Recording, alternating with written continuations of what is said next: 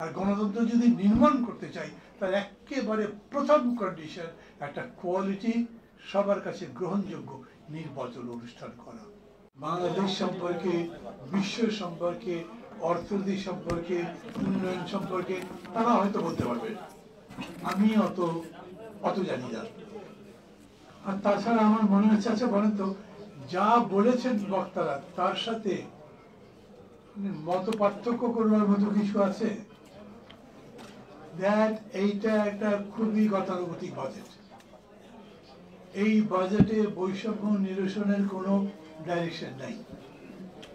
এই বাজেটে ইনভেস্টমেন্টের কোনো সুযোগ নাই বা স্কোপ নাই। এই বাজেটে নতুন এমপ্লয়মেন্টের সুযোগ নেই।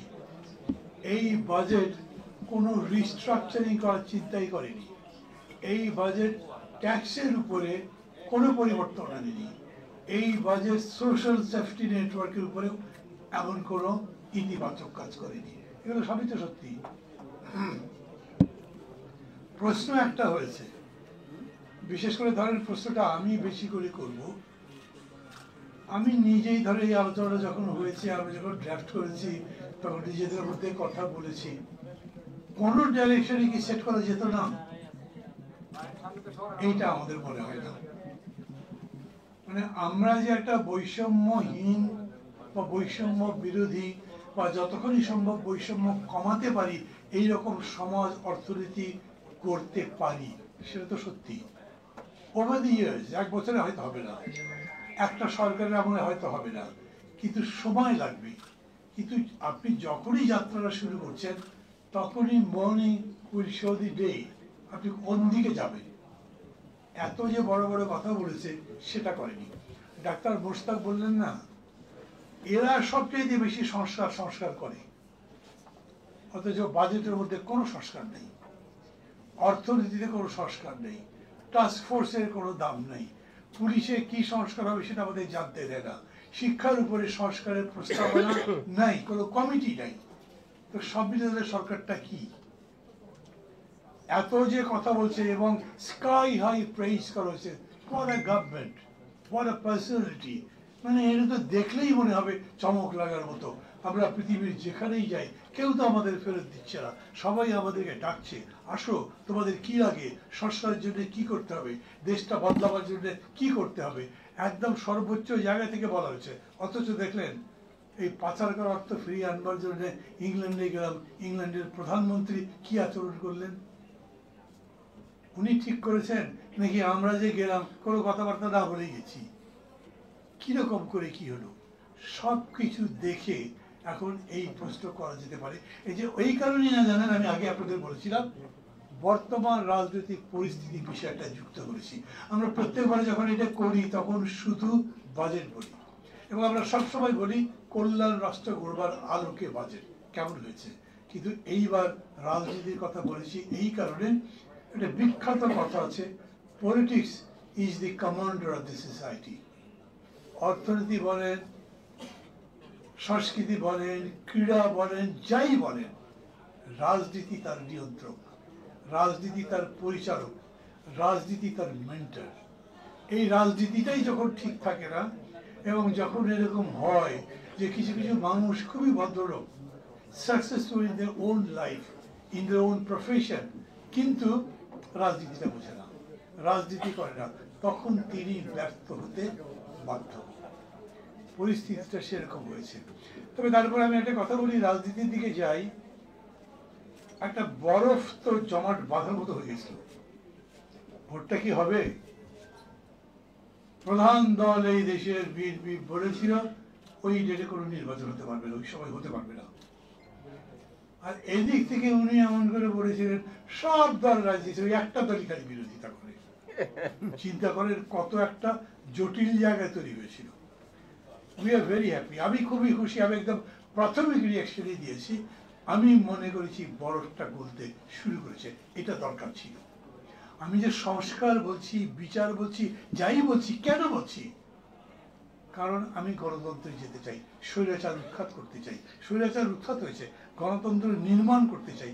আর গণতন্ত্র যদি নির্মাণ করতে চাই তার একেবারে প্রথম কন্ডিশন একটা কোয়ালিটি, সবার কাছে গ্রহণযোগ্য নির্বাচন অনুষ্ঠান করা। তো সেই নির্বাচন অনুষ্ঠান নিয়ে নিজেদের মতো আলোচনা নাই, সব ব্যাপারে ঐক্যবদ্ধ লাগবে।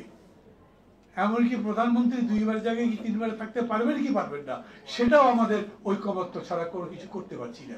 কিন্তু নির্বাচনটা কবে হবে সেই ব্যাপারে সবার সাথে বসতে পারছি না, কথাই বলতে পারছি না, এবং একজন আরেকজনের সম্পর্কে বিভিন্ন কথা বলছি। এই থেকে আমি মনে করি একটা দিগন্ত যদি বলি, শব্দটা তো অত অনেক বড় হয়ে যায়, কিন্তু একটা যদি আপনি উইন্ডো বলেন, একটা উইন্ডো খোলা হয়েছে যেটা দিয়ে বাতাস আসছে, গণতন্ত্রের বাতাস। এবং এখানে বসে বসে কথা বলছিলাম, আমার মনে নেই কেউ একজন বলেছেন ভোট কি হবে ভাই এরপরেও। আমি আমার প্রথম থেকে মনে করছি ভোট না হয়ে যাবে কোথায়। যেমন আমি ধরেন আজ থেকে 5 বছর পরে, মাফ করবেন 5 মাস আগে বক্তৃতায় বলেছিলাম ডক্টর ইউনূস ক্ষমতা নিতে যাবেন না, হি ডাজন্ট টেস্ট দিস। মানে স্বাদ লাগে না খুব, রাজনীতির লোকদের সাথে কথা বলতে ভালো লাগে না, রাজনীতিও পছন্দ করেন না।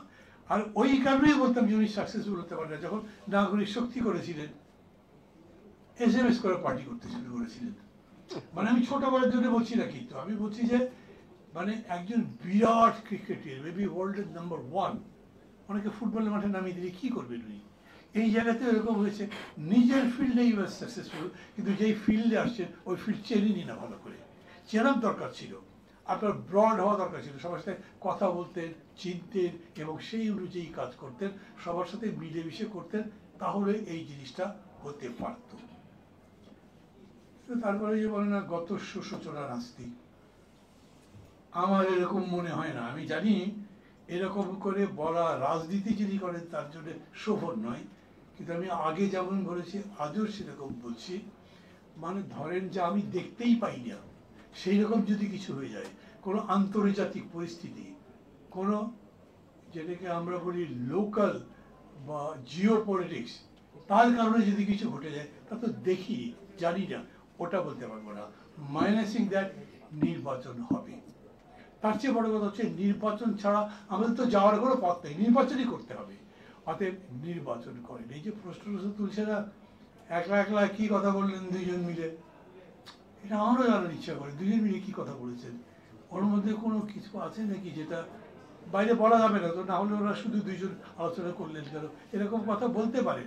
কিন্তু এইটাকে আমি বড় পয়েন্ট বানাচ্ছি না।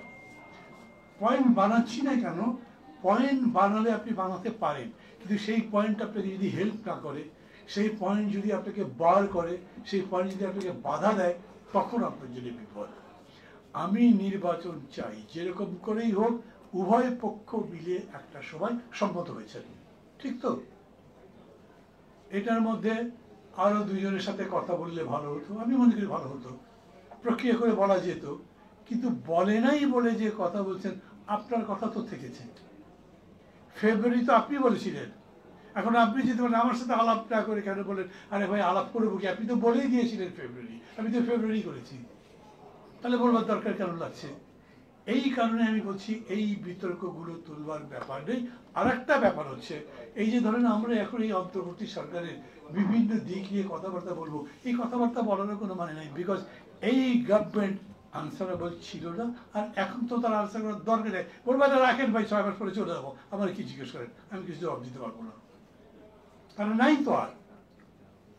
এখন একটা সংকট হতে পারে যে এই গভর্নমেন্ট যে 6 মাস পরে নাই, তাহলে এখন কি চলবে, এইখানেই আমাদের সবার দায়িত্ব। আমি আবারও বলি, এখন এই সরকার আছে যেমন বলবেন, তেমনি এই সরকার থেকেও নেই, তাও যদি বলেন তাহলে আপনাকে কেউ কন্টেস্ট করতে পারবে না। কোনো ইনভেস্টর তো আসে নাই, ইনভেস্টর আসবেও না। তখন বলেছে, এখনো বলছে, ওরা কয়দিন থাকে, তারপরে কে আসে, তারা কি করে জানি না, তো আমরা এখনো দায়িত্ব নিতে যাব। তো এখনো পুলিশ সাহেব দেখলো যে হ্যাঁ এই কাজটা ঠিক হয় নাই, কিন্তু তাকে আমি অ্যারেস্ট করতে যাব, কদিন পরে উনি যদি ক্ষমতায় আসে তখন আমার জানি কি হয়। ভাই থাকবে, এটা পার হয়ে যাক। তার